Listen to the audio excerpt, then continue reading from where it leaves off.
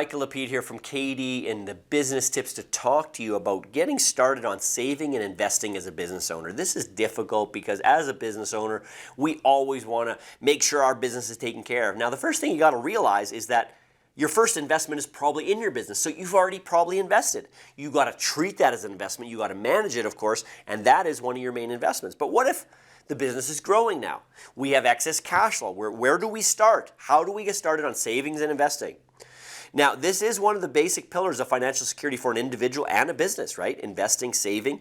Now, saving, we don't want to save cash. It's one of the very important things. We don't want to save cash because cash is going down every day that inflation goes up. So every time inflation goes up, which is going up a lot right now as I shoot this video, cash is going down very fast.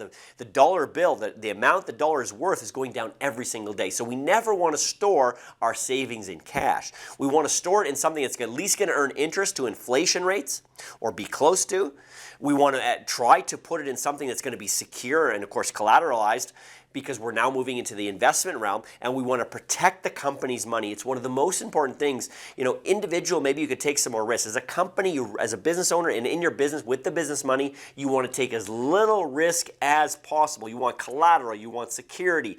You know, if you're going to invest it in something high risk, well, do it out of another corporation. Do not do it out of your main business. And a lot of times you should be investing, that's another point here, not in your main operating company, but you should invest out of a capital holding corporation that's separate from the corporation, and we can find ways to move tax-free money from your main operating company to that holding company. That's not a problem, but it's best to invest from there anyway. That's one of the other points here. Never think it's too late to get started, and don't wait. Never. It's never too late. The deals that were gone yesterday are gone, but there's new deals today. There's new investments. There's new opportunities all the time. Look for emerging trends.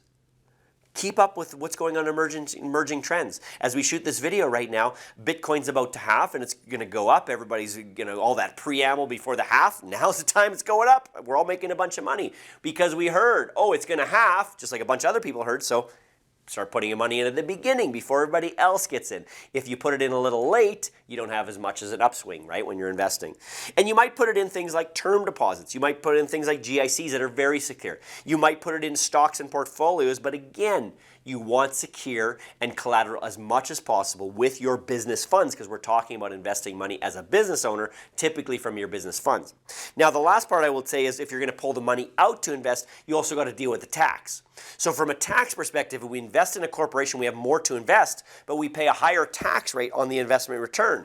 If we pull it out, we have less to invest because we had to pay the personal tax, but then we get a higher return, we get a lower tax rate, so more money on the investment itself. So we like to weigh that out and look at the difference between the two to make sure of which way is best to invest, corporately or personally. And there's no one size fits all. We have to look at a case-by-case basis.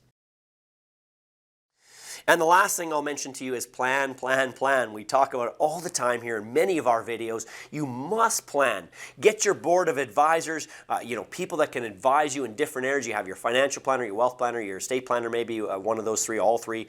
You have an accountant, a tax advisor. You might have a lawyer and so forth. You have your advisors, ask the right questions, have the whys in front of you, and create a plan and follow through. It's so important to plan. The more you plan, the more you do in advance, the more you're going to succeed. If you got questions, we'd love to hear from you. Post in the comments below and please subscribe if you haven't too.